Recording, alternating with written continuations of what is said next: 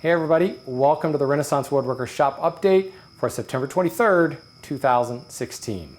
Well, I'm back from Woodworking in America and I'm tired. This is the 6th Woodworking in America I've been to, and one of the things that I noticed in this particular year was comparing it from my first Woodworking in America in 2009 to 2016, just how exhausted I was from the beginning of the day to the end of the day, and just how unable to keep up I was at night when it comes to the drinking and the carousing and all that fun stuff. Now I want to blame some of that on the fact that I was presenting 3 different times, 3 classes, 1 every day, and was very concerned about losing my voice. You spend a lot of time in very loud rooms, kind of talking loud to people and carrying on and having a good time and forgetting to save your voice. And by the end of the day, I start to talk down in the basement because I'm worn out. Now, as a voice major and a classical musician, I'm always very, very concerned about vocal health. So I did everything I was supposed to do, including riding the elevator down one morning and warming up. You know, literally, the elevator door opens, somebody steps in, I'm in the middle of a me to kind of warm up before my classes, but I made it through. I just did it a little bit slower than I'd done in previous years. But I just got to say thank you to Megan Fitzpatrick and Popular Woodworking. It was an incredible experience. This is the 6th one I've been to, and easily it was the best one. And I think it's because I was teaching, because I was able to have 2 dedicated hours every day with a group of people wanting to learn whatever topic I was talking about, whether it be buying lumber or analyzing technical properties of wood or just hand saws. People were just asking great questions. They had a lot of things they wanted to know about the various topics. People who might have been maybe too shy to ask questions in the public area of the class were finding me in the marketplace and asking questions. I was answering questions about saws, like while standing in front of a saw maker or a used tool manufacturer and helping people pick out saws. It was just such a wonderful and rewarding experience to have so much kind of face-to-face time with fellow woodworkers. So again, thank you to Popular Woodworking for that incredible opportunity, and thank you to everybody who came up and said hi, people who shook my hand, the people who took my classes, and the people who made the 2 hours just fly by every single time with great questions and a lot of interaction between myself and the students, because there's nothing worse than just me standing up there and talking for 2 hours. So over the next week or 2, depending on how long it takes for me to edit this, I am going to be putting up my sessions. Now, I was only able to record 2 of them, the sawing class and the technical properties, what was called wood, what is it good for? The takeoff and how to buy lumber for a project. I wasn't able to get a good recording of that, but it's basically a rehash of the article I wrote for Popular Woodworking in the August issue of this year. And one of the weird things about Woodworking in America this year is just how quickly the whole weekend went by and how little time I felt like I had to do anything. Usually I'm in and out of the marketplace all day, filming a bunch of stuff, talking to the manufacturers, getting up to the classes, taking in as many classes as I can. But I don't know whether it was just the preparation for teaching my own classes, of course, the time actually in the classes, and then the time talking to people after classes. I wasn't able to film anything. And I think I spent a grand total of maybe 20 minutes in the marketplace. And the rest of the time I was having conversations with people. I was out in the hallways answering questions and talking to folks, or running out to my room to grab my PowerPoints and just kind of preparing for my particular classes. So it was kind of weird. Although it was easily the best experience I've had at Woodworking in America, I don't feel like I got a chance to really participate in Woodworking in America very much. But there were a few highlights that I wanted to talk about. First and foremost, I mentioned it last week, I'm going to be giving away a Bad Axe bayonet, that's the sash saw. I'll be giving away a Bad Axe stiletto, which is their long dovetailed saw. And I haven't said this yet, I will be giving away a pair of Bad Axe bench hooks. Now these are going to be given away to a hand tool school apprentice. So again, I mentioned this last week, but anybody who is a current apprentice by November 30th, so anybody who's joining now, anybody who's already an apprentice, on November 30th, I will take a full count of those people and I will draw 3 names for the bench hook, the stiletto, and the bayonet. Enough of the marketing. One of the things that I really enjoyed seeing was catching up with Dave Jeske at Blue Spruce Toolworks again, and he built this little tiny bench that the whole reason behind it was he always kind of wants something to do, wants something to work on, to show off his tools at these events. But any demonstration stuff he brings is just more weight, and that means less merchandise that he can bring. So he wanted to create something that was ultra lightweight and something that would fit in his suitcase. And he came up with this really cool little bench made out of plywood. It's got a shooting board on the side, it's got a bench hook. There are the little holes in the top actually have recessed nuts, and he created little holdfasts with like jig, star knob hardware. And then that little vise on the front. You could do tenon cutting, dovetail cutting, you could shoot your boards, you could do all kinds of sawing, pretty much anything you wanted on this little bench. He even created a couple of teeny little saws that he told me what the pitch of the saws were, but they were just like ridiculous jeweler's type fret saw type things with gents handles and everything. It was just kind of a neat thing. And I keep obsessing over this because it seems like something I could build and like put on my desk at work.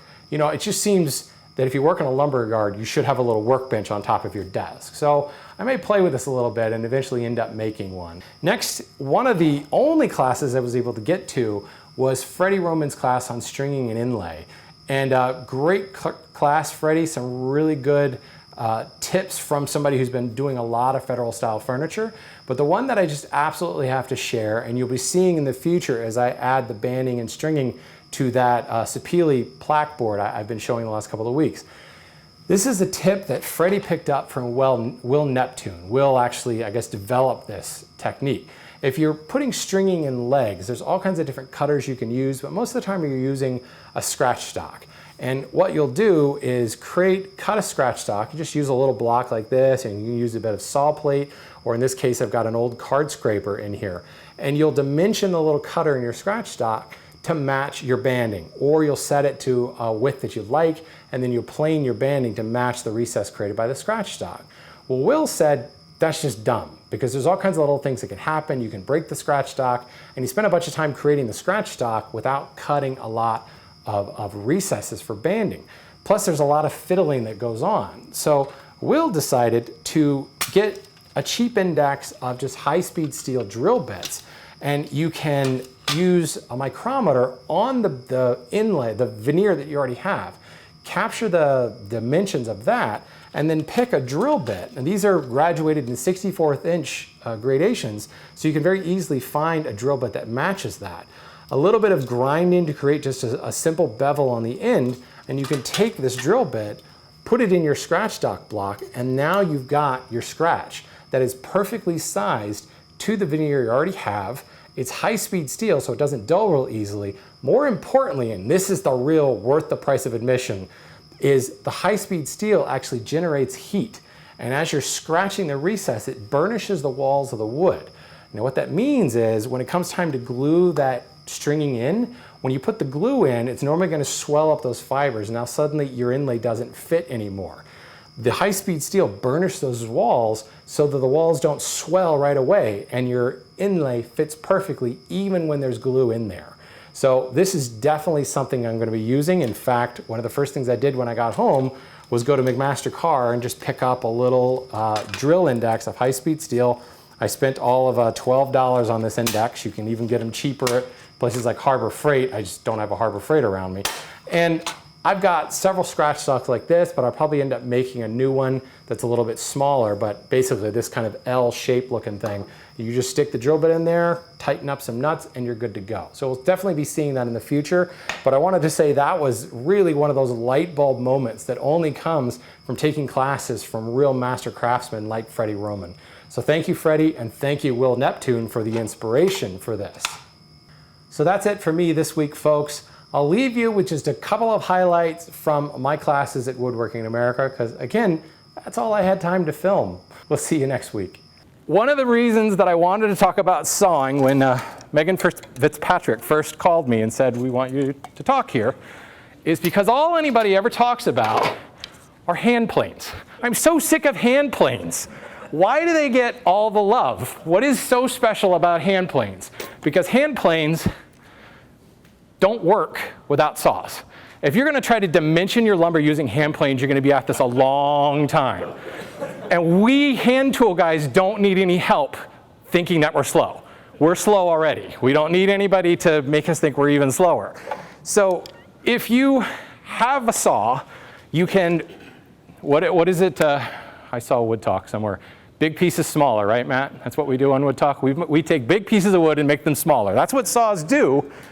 And a hand plane, sure, it does that, but it does it at, 5 thousandths, 10 thousandths of an inch at a time.